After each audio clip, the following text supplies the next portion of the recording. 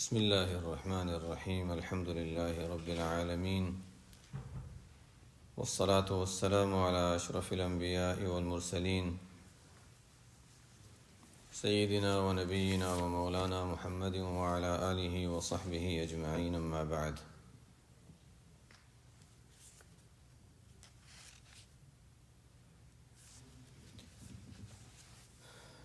لولا جمیل سترہ لم یکن عمل اہلا للقبول. فرماتے ہیں کہ اگر اللہ تعالیٰ انسان کے ساتھ معاملہ اس طرح فرماتے کہ تمہارے اعمال کو حقیقی معنی میں دیکھیں کہ کس قابل ہے، پھر اس کے لحاظ سے اس کا اجر اور اس کا ثواب وغیرہ کا معاملہ ہو، تو یہ فرماتے ہیں کہ اگر اللہ تعالیٰ ہمارے اعمال پر پردہ نہ ڈال دیتے، ہماری برائیوں پر اور عیوب پر اللہ تعالیٰ نے اگر پردہ نہ ڈالا ہوتا تو ہمارا کوئی بھی نیک عمل قبول نہیں ہو سکتا. اس لیے کہ انسان کے ہر نیک عمل کے اندر کچھ نہ کچھ کھوٹ ضرور آ جاتی ہے. دھیان کہیں اور چلا گیا، کسی چیز میں کہیں آداب میں کمی آ گئی، کچھ نہ کچھ انسان کے عمل میں نقص رہ جاتا ہے. اور اگر اس عمل میں نقص نہ بھی رہے، کسی وجہ سے نہ بھی رہے، لیکن اس کے آگے اس کے پیچھے پہلے بعد میں، اس لیے کہ کسی بھی عمل کے اس کے قوی ہونے اور پوری طرح مقبول ہونے کے لیے اس کے پہلے اور بعد والے اعمال کو بھی دیکھا جاتا ہے، اور اس کا بڑا اثر ہوتا ہے اعمال میں. انسان یہ سوچتا ہے کہ اچھا یہ عمل میں نے کیا ہے اور اس کو صحیح طریقے سے کیا ہے، لیکن اس سے پہلے اگر کوئی لغو کام بھی کر لیا، اس کے بعد اگر کوئی لغو کام بھی کر لیا، تو اس سے بھی اس عمل پر فرق پڑتا ہے. ایک حدیث ہے، آپ صلی اللہ علیہ وسلم کا ارشاد ہے، صلاۃ اثر صلاۃ لا لغو بینہما کتاب فی علیین. ایک نماز انسان پڑھتا ہے، اس کے بعد دوسری نماز پڑھتا ہے، درمیان میں کوئی لغو کام کلام وغیرہ لغویات میں مشغول نہیں ہوا، کوئی لغو سے میں مصروف نہیں ہوا، تو یہ مقبول عمل ہوتا ہے اللہ تعالیٰ کے یہاں جو قبول کیا جاتا ہے. اس کا مطلب ہے کہ درمیان والے حالات کو بھی دیکھا جاتا ہے، صرف وہی عمل نہیں ہے جو انسان کر رہا ہے. تو فرماتے ہیں کہ اللہ تعالیٰ نے انسان کے عیوب پر، برائیوں پر پردہ ڈال دیا ہے، ریا پر یا بے توجہی. اب ایک شخص نماز پڑھ رہا ہے، ہم دیکھ رہے ہیں واقعی کتنا اچھی طرح نماز پڑھ رہا ہے، حالانکہ ہو سکتا ہے اس کے ذہن کہیں اور ہو. اللہ تعالیٰ نے ہمارے عیوب پہ پردہ ڈال دیا ہے. لیکن یہ جیسے ہمارے مشائخ فرماتے ہیں کہ ہم عام طور پر بس اس کا تذکرہ کرتے ہیں، عیوب پر پردہ ڈالا ہے. اللہ تعالیٰ کا تو احسان یہ ہے کہ ہمارے نیکیوں پر بھی پردہ ڈالا ہوا ہے. یعنی کسی کو نہیں پتہ کہ ہم کتنے کم نیک اعمال کر رہے ہیں. ہم کوئی سمجھ رہا ہوگا کہ زیادہ کر رہے ہیں، کبھی انسان نے زیادہ کر لیا، لیکن عموماً انسان جتنا کرنا چاہیے اس سے کم ہی کرتا ہے. لیکن دیکھنے والوں کے ذہن میں شاید یہ بہت زیادہ عمل کرتا ہوگا. ذہن اللہ تعالیٰ نے لوگوں کے دلوں میں حسن ظن ڈالا ہوا ہے. ایک عام انسان کا مزاج ہے کہ اچھا کسی کو دیکھتا ہے نیکی کرتے ہوئے، ہاں یہ بہت دیر سے کر رہا ہوگا، ایک بار نماز پڑھ رہا ہے، ہاں بہت دھیان سے پڑھ رہا ہوگا. ایک حسن ظن اور ہونا بھی چاہیے، ایک اسلام کی تعلیمات میں بھی ہے. تو بہرحال اللہ تعالیٰ نے ہر انسان کے ساتھ ایسا معاملہ کیا ہے کہ اس کے عیوب پر بھی پردہ ڈالا، اس کے نیکیوں پر کو بھی چھپا کر رکھا ہوا ہے. اگر ایسا نہ ہوتا تو انسان کا کوئی عمل، نیک عمل قبولیت کے درجے پر نہ پہنچتا. اور انسان کو اللہ تعالیٰ نے یہ جو عیوب پر پردہ ڈالا ہے، اس کو جس کو قرآن نے کہا نا، سنوریہم آیاتنا فی الآفاق وفی انفسہم حتی یتبین لہم انہ الحق. آیت تو کسی اور مضمون کو بیان کر رہے ہیں، لیکن بات قریب یہی ہے کہ اللہ تعالیٰ کبھی آسمان و زمین میں ایسی نشانیاں دکھا دیتے ہیں جس سے اللہ تعالیٰ کے بعض احکامات سمجھ میں آ جاتے ہیں اچھی طرح. اب عیوب پر پردہ ڈال دیا ہے. کون سے عیوب، کیا عیوب ہیں؟ انسان ہم اپنے جسم ہی کو دیکھ لے، اپنے ظاہر ہی کو دیکھ لے، تو انسان کے اندر ہر طرح کے گند بھرا ہوا ہے. یعنی صرف کھال ہے اوپر. اب کوئی دوسرے سے مصافحہ کرتا ہے، وہ خوشی سے مصافحہ کر لیتا ہے، صرف اوپر سے کھال اتر جائے، پتہ نہیں مصافحہ کرنا جائز بھی ہوگا یا نہیں، وہ تو خون لگا ہوا ہے، ناپاک ہے.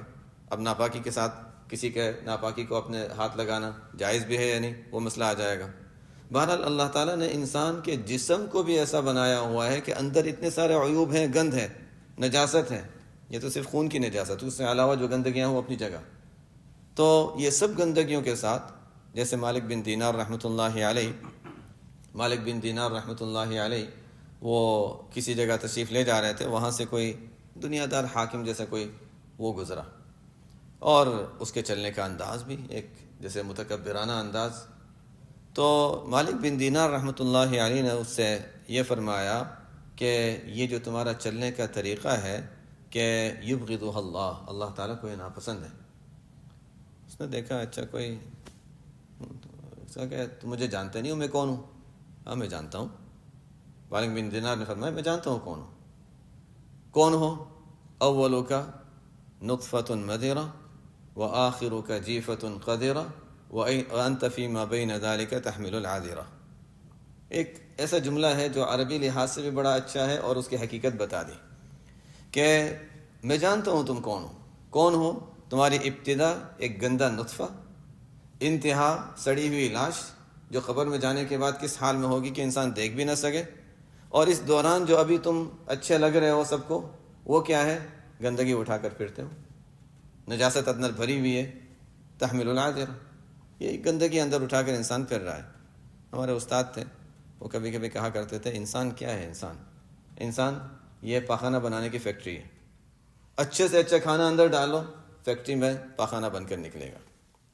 بات صحیح ہے ایک حد تک کہ ایسا ہی ہے انسان. اور کیا، انسان جو غذا کھاتا ہے وہ غذا تو گند ہو کر نکل جاتی ہے. ہاں اس کو اللہ تعالیٰ اس کو قوت بھی ڈالتے ہیں اور خون بھی اس سے بنتا ہے، لیکن وہ خون بھی آخر جا کر دیکھیں تو ناپاکی ہے.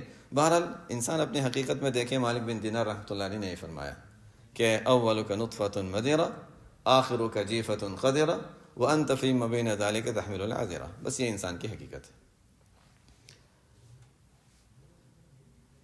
آگے فرماتے ہیں انت الی حلمہ اذا اطعتہ احوج منک الی حلمہ اذا عصیتہ. فرماتے ہیں کہ انسان عام طور پر سوچ یہ ہوتی ہے کہ جب اللہ تعالیٰ کے ساتھ کوئی ایسا معاملہ ہو جائے کہ انسان سے جب کوئی غلطی ہو جاتی ہے، کوئی گناہ ہو جاتا ہے، تو انسان کو اللہ کے حلم کی ضرورت ہے کہ اللہ تعالیٰ انتقام، اللہ تعالیٰ کوئی سزا نہ دے دیں. حلم کی ضرورت ہے. عام طور پر یہ سمجھا جاتا ہے جب گناہ کیا تو حلم کی زیادہ ضرورت ہے. یہ فرماتے ہیں دیکھو جب انسان گناہ کرتا ہے تو اس وقت سے زیادہ اللہ تعالیٰ کے حلم کی ضرورت ہوتی ہے جب انسان نیکی کرتا ہے. ظاہر کے لحاظ سے دیکھے تو کیوں؟ نیک عمل کیا تو وہاں پر تو حلم نہیں، وہاں پر تو عطا ہونا چاہیے. گناہ کیا تو وہاں پر حلم ہونا چاہیے کہ اللہ تعالیٰ ہمیں سزا نہ دے. لیکن عام طور پر ہوتا یہ ہے کہ انسان جب کوئی نیک عمل کرتا ہے تو یہ احساس ہوتا ہے کہ میں نے اچھا کام کیا. تو یہی فرماتے ہیں کہ یہ جو احساس ہے نا، اس پر اللہ تعالیٰ نے حلم فرمایا کہ مواخذہ نہیں فرما لیا کہ تم نے کون سا نیک عمل کر کے مجھے دکھایا ہے، کون سی نیکی کی ہے. اتنی ساری نعمتوں کا یہ شکرانہ، ایک نعمت کا بھی شکرانہ نہیں ہو سکتا، اور تم سمجھ ہو کہ اچھا کام کیا ہے. تو نیکی کو اچھا سمجھنا اور اس کو کمال سمجھنا، یہاں پر اللہ تعالیٰ کا حلم ہے کہ اللہ تعالیٰ نے سزا نہیں دی. ہاں گناہ پر تو انسان ویسے بھی افسوس کرتا ہے، ندامت کرتا ہے، تو وہاں پر تو انسان میں انکسار اور عاجزی پیدا ہو ہی جاتی ہے. تو انسان جب اللہ کے سامنے عبادت میں مصروف ہوتا ہے تو اس وقت کہیں وہ برائی دل میں نہ آ جائے، عجب نہ آ جائے. اس وقت انسان کو اللہ تعالیٰ کے حلم کی زیادہ ضرورت ہوتی ہے بنسبت اس وقت جب گناہ کر لے، اور اس وقت تو انسان کو ویسے ہی ندامت اور استغفار کی طرف متوجہ ہوتا ہے. فرماتے ہیں الستر علی قسمین، ستر عن المعصیہ وستر فیہا. فالعامة يطلبون من الله تعالى الستر فيها خشية سقوط مرتبتهم عند الخلق، والخاصة يطلبون الستر عنها خشية سقوطهم من نظر الملك الحق. فرماتے ہیں کہ اللہ تعالیٰ نے جو پردہ، اسی کی بات چل رہی ہے، عیوب پر پردہ، گناہوں پر پردہ، اس کی بات چل رہی ہے. فرماتے ہیں کہ اللہ تعالیٰ نے جو پردہ ڈالا ہے اس کی دو قسمیں ہیں. ایک تو اللہ تعالیٰ کا پردہ ڈالنا کہ انسان نے کوئی گناہ کر لیا اور گناہ کو چھپا دیا. ہم کہتے ہیں، ہم تو اسی کو سمجھتے ہیں کہ اللہ تعالیٰ نے کہ انسان نے کبھی کوئی غلطی کر لی اور اللہ تعالیٰ نے اس کے عیوب کو چھپا دیا، کسی کو پتہ ہی نہیں چلا، اس کے اور اللہ کے درمیان معاملہ تھا، کسی کو پتہ نہیں چلا. یہ تو ستر فی المعصیہ کہ گناہ کر لیا اور گناہ ہونے کے ساتھ اس حالت کو پر اللہ تعالیٰ نے پردے میں ڈال دیا. اور دوسری قسم ہے ستر عن المعصیہ کہ انسان گناہ کرنے کی طرف اگر آگے بڑھ بھی رہا تھا، اللہ تعالیٰ نے رکاوٹ ڈال دی انسان کے اور گناہ کے درمیان رکاوٹ آ گئی، گناہ ہی نہیں کیا اس نے، گناہ سے ہی بچ گیا۔ فرماتے ہیں جب اللہ تعالیٰ سے مانگو کہ یا اللہ گناہوں پر پردہ آ جائے، تو یہ نہ سوچو کہ گناہ جو ہو چکے ہیں اس پر پردہ، وہ تو ہے ہی، وہ تو مانگنا ہی ہے، لیکن آئندہ گناہوں سے حفاظت ہے، یہ بڑا پردہ ہے، اس کو مانگنے کی ضرورت ہے۔ فرماتے ہیں کہ یہاں دو قسمیں ہیں، دو قسمیں سمجھا دیں۔ فرماتے ہیں کہ الستر علی قسمین، کہ پردہ جو اللہ تعالیٰ کی طرف سے ہوتا ہے اس کی دو قسمیں ہیں، ستر عن المعصیہ و ستر فیہا۔ عام لوگ فالعامۃ یطلبون من اللہ تعالیٰ الستر فیہا، عام جو ہوتے ہیں عوام کا طبقہ، وہ اللہ تعالیٰ سے یہ مانگتا ہے کہ یا اللہ جو گناہ ہو جاتے ہیں اور جو میں کرتا ہوں اور جو میں نے کر لیے ہیں ان پر پردہ ڈال دے۔ کیوں؟ تاکہ کسی کے سامنے رسوائی نہ ہو۔ ٹھیک ہے، وہ بھی ٹھیک ہے، کسی کے سامنے رسوائی نہ ہو، دنیا میں بھی نہ ہو، آخرت میں بھی نہ ہو، یہ بھی ٹھیک ہے۔ فرماتے ہیں عام لوگ تو یہی مانگتے ہیں، لیکن اور ان کا مقصد کیا ہوتا ہے؟ خشیت سقوط مرتبتہم عند الخلق، کہ مخلوق کی نظروں میں گر نہ جائیں۔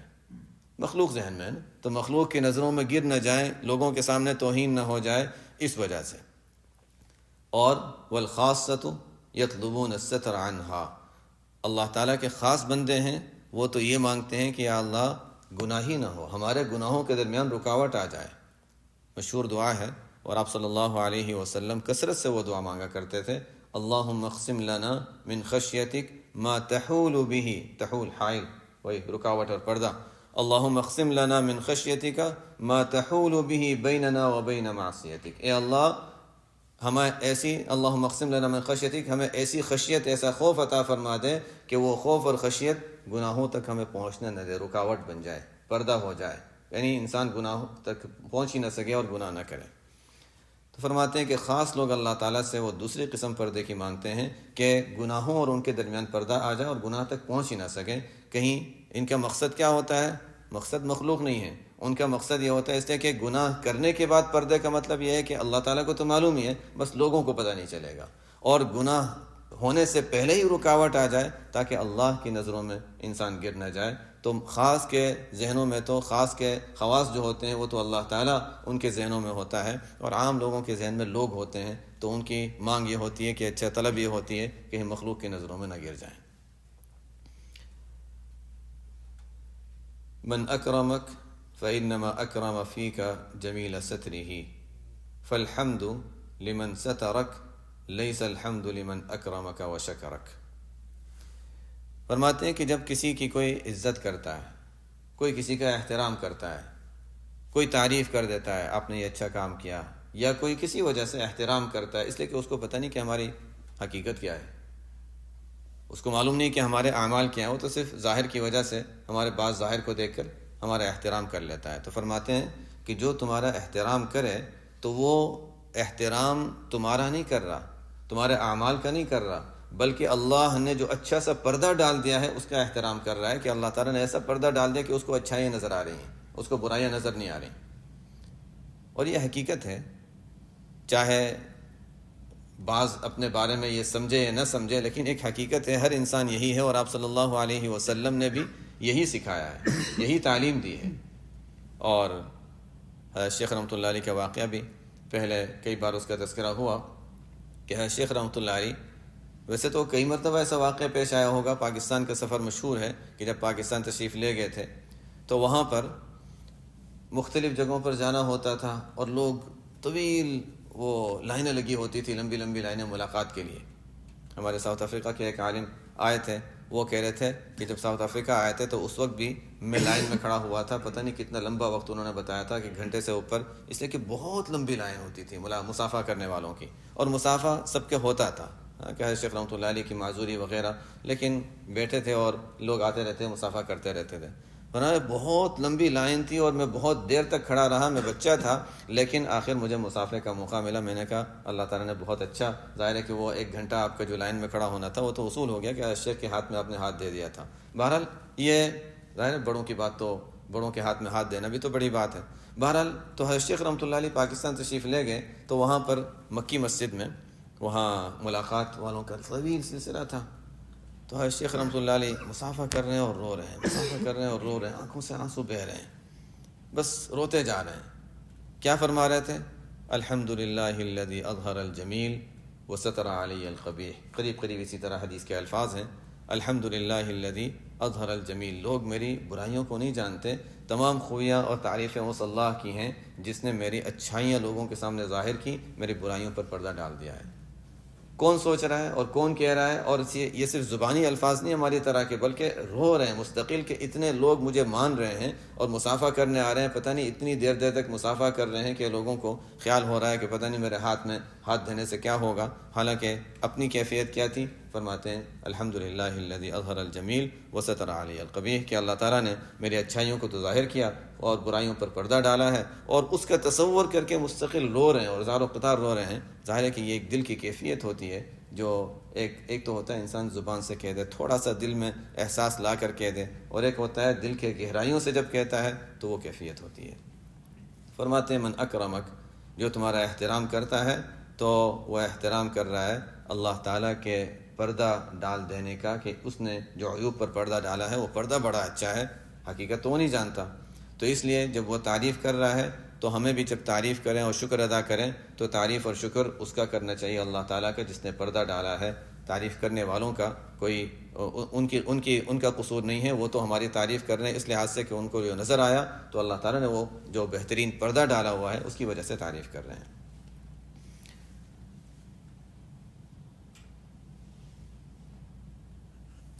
فرماتے ہیں لو اشرق لک نور الیقین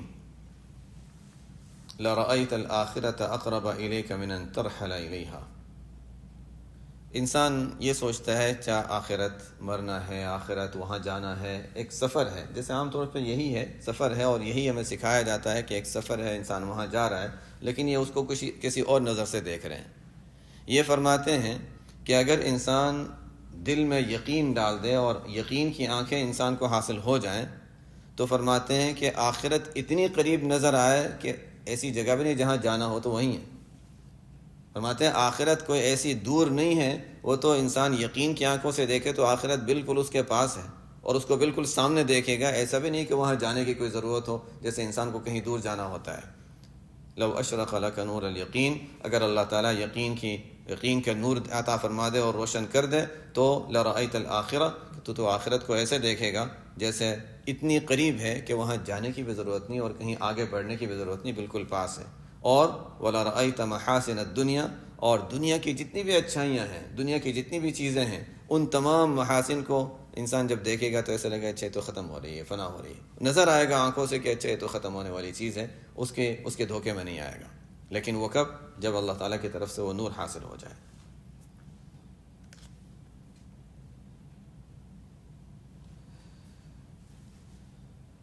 الناس يحمدونك لما يظنون فيك فكن انت ذاما لنفسك لما تعلمه منها۔ وہی عنوان کہ انسان کے اندر تو برائیاں ہیں، اللہ تعالیٰ نے ان برائیوں پر پردہ ڈالا ہوا ہے، لوگ چونکہ اللہ تعالیٰ نے پردہ ڈالا ہے اس وجہ سے ہماری تعریف بھی کر لیتے ہیں، ہماری عزت بھی کر لیتے ہیں۔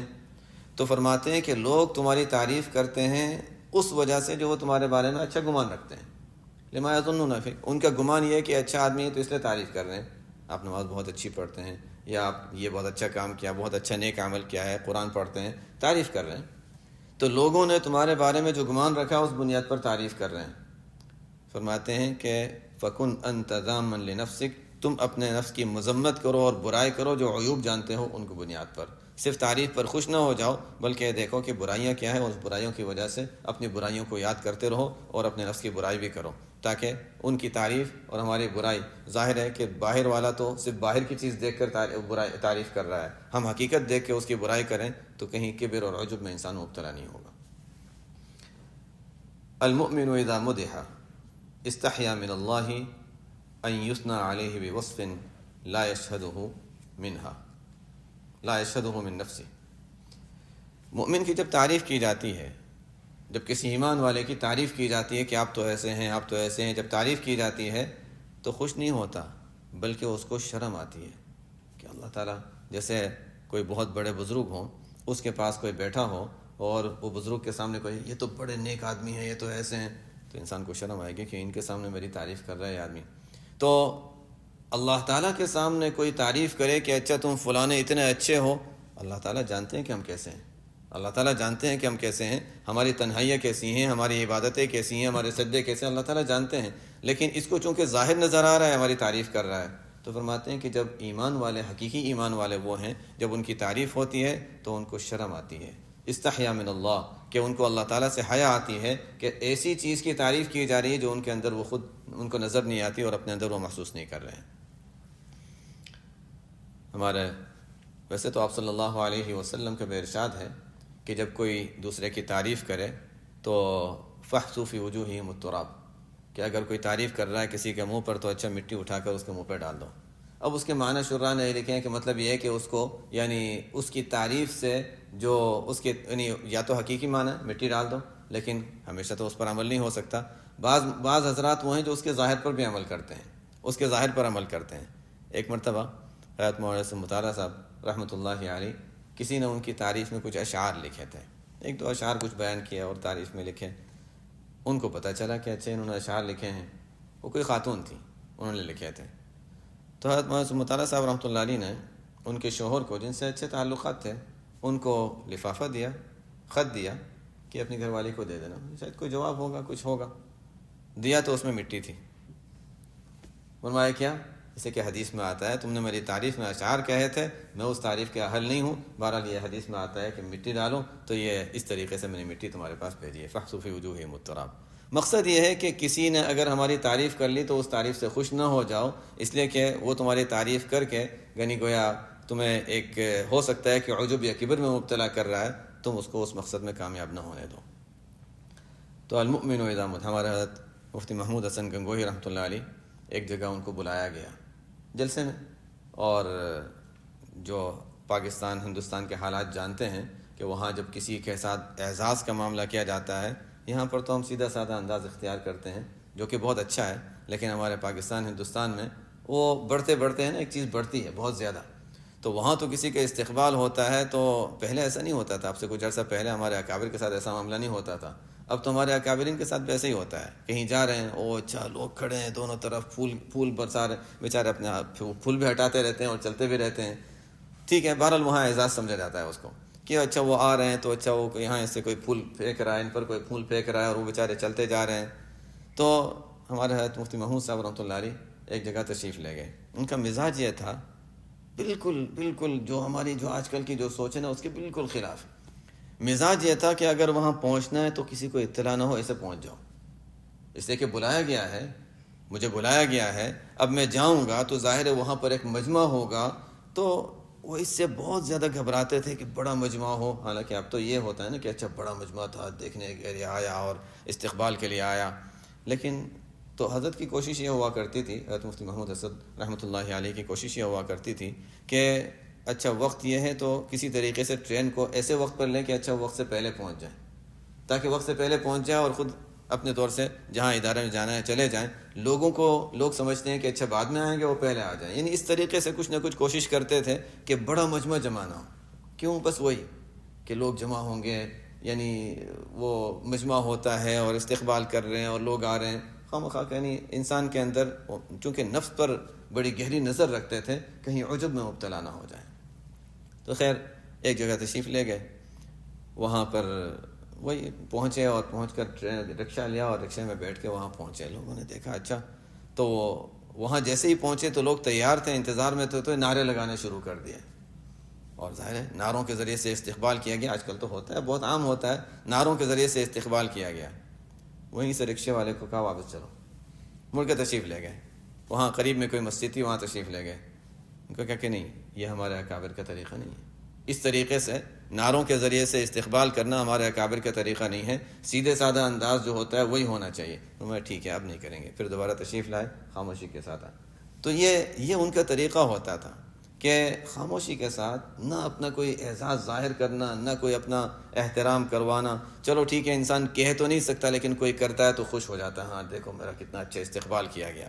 یہ سب چیزیں جو ہیں یہ ٹھیک ہے، جن بڑوں کے ساتھ ہوتا ہے وہ بیچارے برداشت کر لیتے ہیں، لیکن بہرحال انسان کے لیے، عام شخص کے لیے تو یہ فتنے کا ذریعہ بن ہی جاتا ہے، عجب اور کبر کا ذریعہ بن جاتا ہے. اور انسان میں ظاہر ہے انسان کی کمزوری ہے کہ انسان میں یہ چیزیں کبھی کبھی خوشی پیدا کر دیتی ہیں. تو اس لیے اس سے ہمارے اکابر اس سے اپنے آپ کو بچایا کرتے تھے.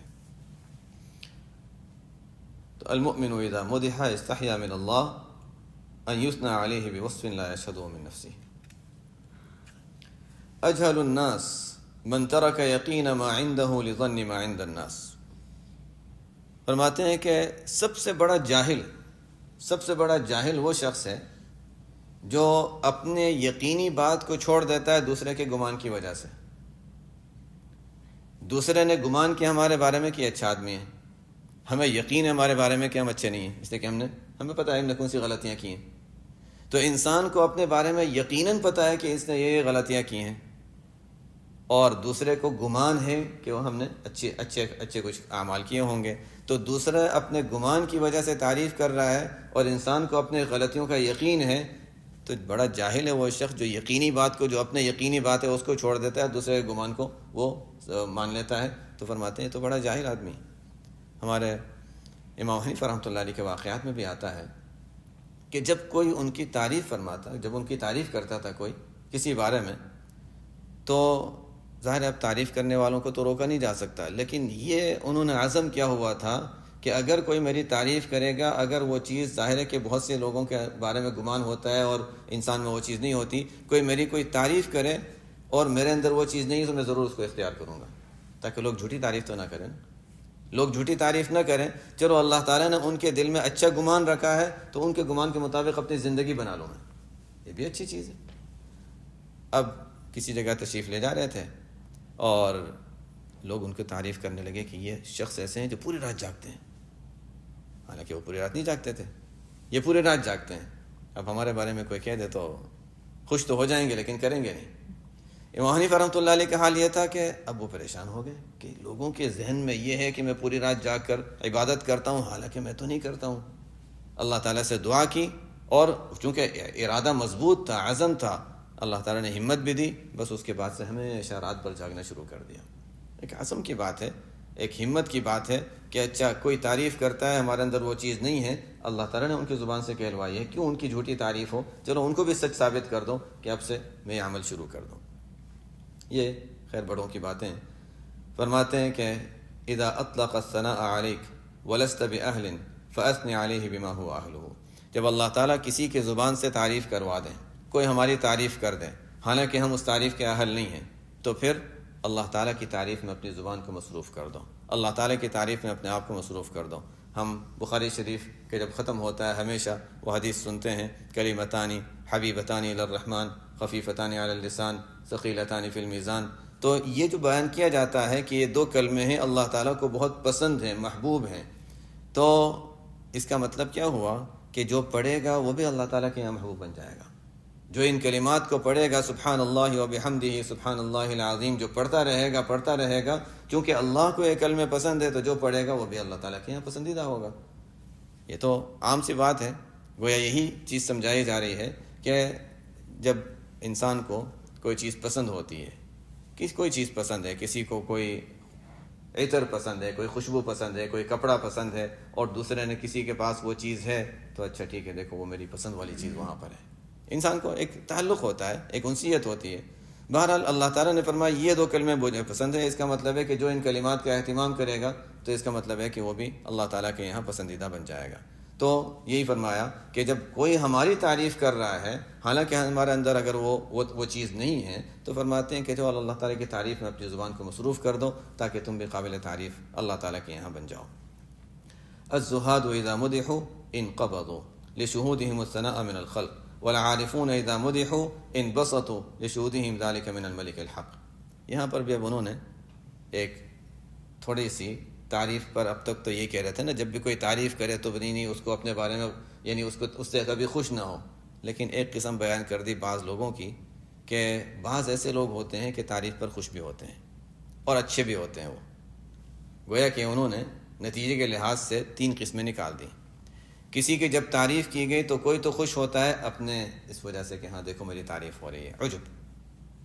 کوئی ناراض ہوتا ہے کہ کیوں میری تعریف کر رہا ہے، یعنی اس کو حیا آتی ہے، جیسے کہ پیچھے بھی ذکر ہو رہا تھا. یہ اچھی قسم ہے. لیکن تیسری ایک قسم ہے جو بہت اعلیٰ ہے، کہ جب کوئی تعریف کرتا ہے تو وہ تعریف پر خوش اس لیے ہوتے ہیں کہ اللہ تعالیٰ نے ان کی زبان سے میری تعریف کروائی، اللہ تعالیٰ مجھے ایسے ہی بنا دے. نظر مخلوق پر نہیں ہوتی کہ وہ تعریف کر رہے ہیں، نظر خالق پر ہوتی ہے کہ انہوں نے، اللہ تعالیٰ نے اس کی زبان سے یہ بات کہلوائی ہے، چلو یا اللہ تو مجھے ایسے ہی بنا دے، تو نے اس سے کہلوایا ہے، مجھے ایسا ہی بنا دے۔ تو یہ 3 قسمیں ہیں۔ کبھی کسی کی تعریف ہوئی تو وہ خوش ہوتا ہے، عام طور پر اکثریت تو ایسی یہی ہیں جو اس لیے خوش ہوتے ہیں کہ اچھا لوگ میری تعریف کر رہے ہیں، اور اکثر اور یعنی خواص وہ ہوتے ہیں جو ان کی تعریف کی جائے تو ان کو شرم آتی ہے کہ اچھا میری تعریف، حالانکہ میں تعریف کے قابل بھی نہیں، کیسے وہ میری تعریف کر رہے ہیں، کہ یا اللہ مجھے معاف فرما کہ یہ لوگ میری تعریف کر رہے ہیں حالانکہ میں اس قابل نہیں ہوں۔ یہ خواص کی قسم ہے۔ ان خواص میں بھی بعضوں کی جو اعلیٰ قسم ہے وہ یہ ہے، اور ہر ایک اپنے آپ کو کہیں ہم عالم ہی نہ سمجھنے لگ جائیں، یہ اعلیٰ قسم وہ ہے جو ان مراحل سے گزر چکے ہوتے ہیں۔ تو بہرحال اعلیٰ قسم ہے، وہ اس وجہ سے خوش ہوتے ہیں کہ اللہ تعالیٰ نے ان کی زبان سے یہ بات کہلوائی کہ اللہ یہ تو ان کا کلام نہیں ہے، یہ تیری طرف سے ہے، یا اللہ تو مجھے ایسے ہی بنا دے، اس قابل بنا دے۔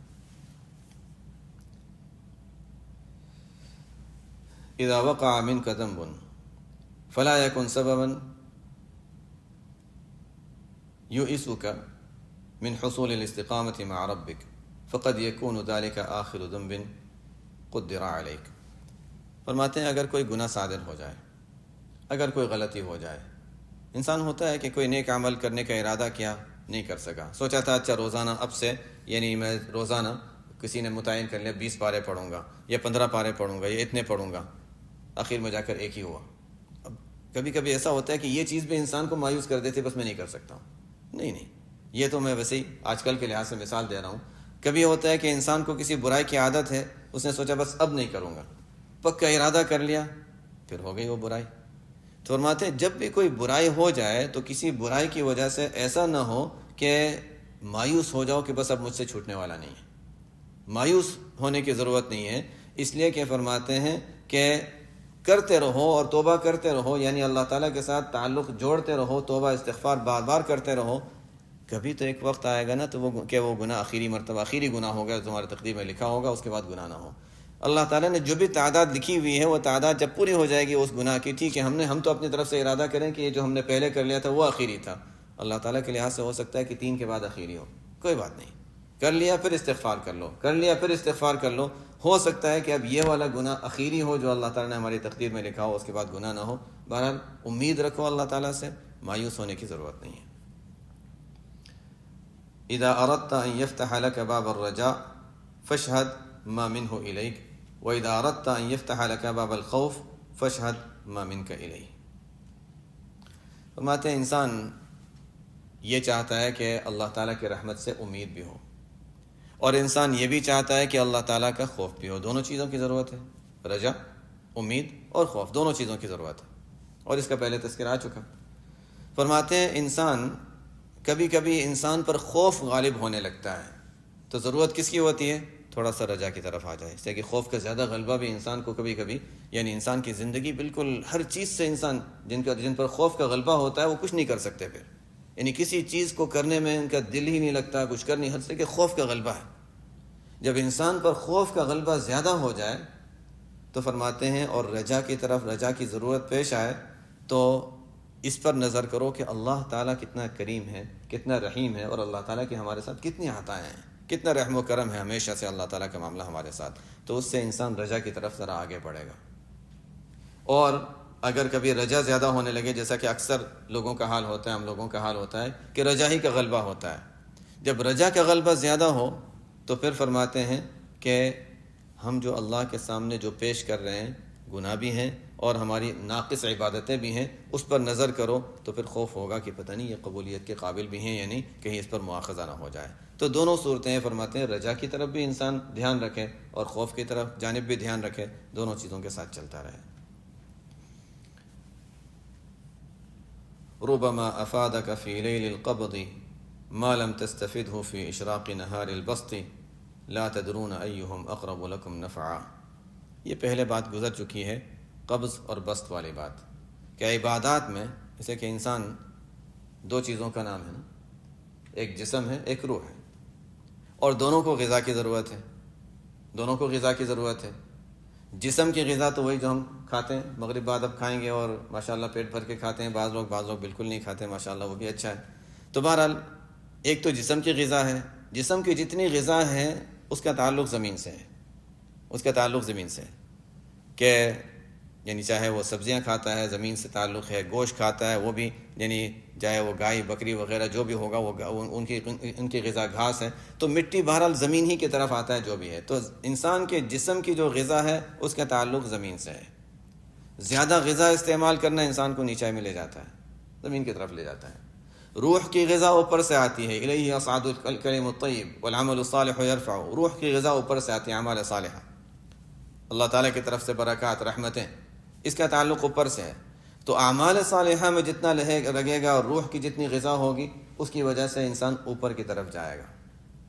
یہ تو ہو گیا عام روح کی غذا اور جسم کی غذا.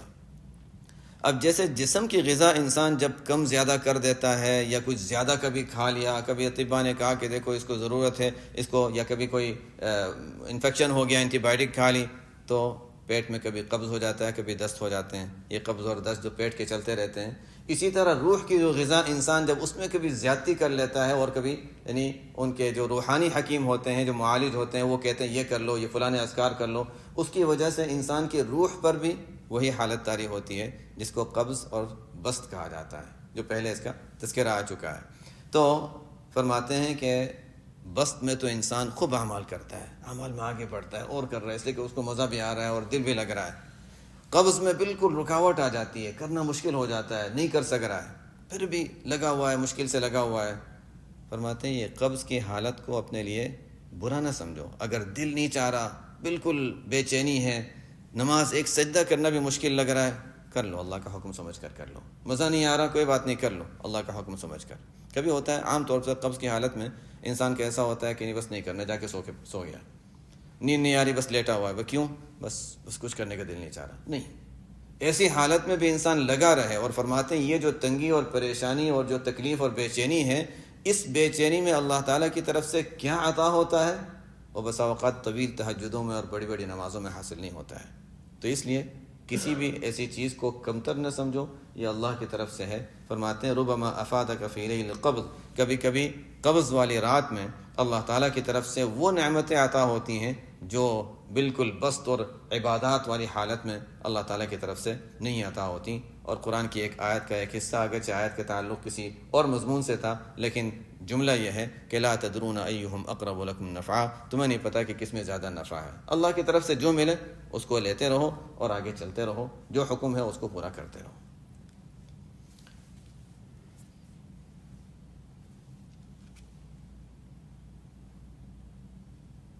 سبحانک اللہم و بحمدک، اشہد ان لا الہ الا انت، استغفرک و اتوب الیک. آج جمعہ کی رات بھی ہے اور دوسرے عشرے کی ابتدا بھی ہے، اور یہ بھی اچھا ہے کہ آج جمعہ کی رات میں ہمارے یہاں تراویح میں سورہ ہود پڑھی جائے گی.